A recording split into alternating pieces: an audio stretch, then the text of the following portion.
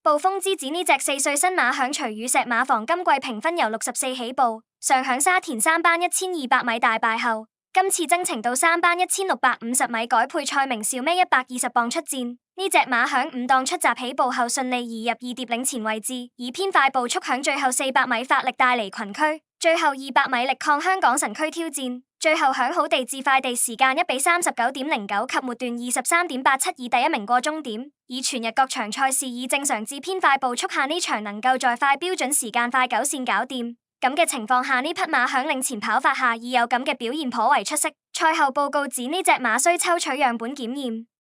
相關新聞提到徐雨石於第8場與蔡明紹攜手勝出暴風之子，騎者起孖之餘，也令專為華將而設的告東尼獎情白熱。潘明輝只領先2場頭馬，本季餘下6次賽事有惡鬥。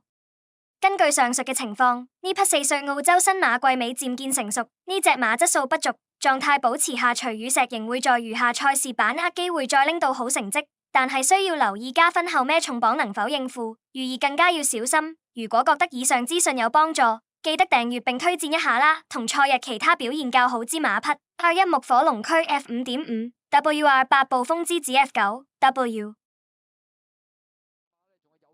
唯美主義咁啊，最後200零米啦，暴風之子走甩咗一個身位到啦。香港神區咧就喳喳聲上嚟嘅勢力亦都相當好嘅，外邊位置上緊嚟噶嘛。浪漫老窩紫荊歡呼，外邊仲有隻紅海勁啊。最後50米到啦，咁啊暴風之子走甩咗，咁啊擠嚟咗一個身位贏出呢場賽事，跑第2名嘅馬呢，追上嚟有浪漫老窩同埋香港神區需要影相。第4名呢，仲有紫荊歡呼、紅海勁，亦都相當接近啊。結果今場賽事呢隻暴風之子入彎已經走甩咗多少啦？結果贏出呢場賽事，第2名呢，外邊追上嚟，浪漫老窩有冇機會過到香港神區啊？第4都近㗎，紫荊歡呼係8號，外邊11號追上去係紅海勁啊！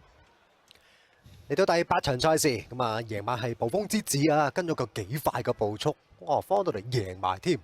浪漫老窩跑過第2，香港神區就跑過第3。段快啊，頭3段快接近1秒啊！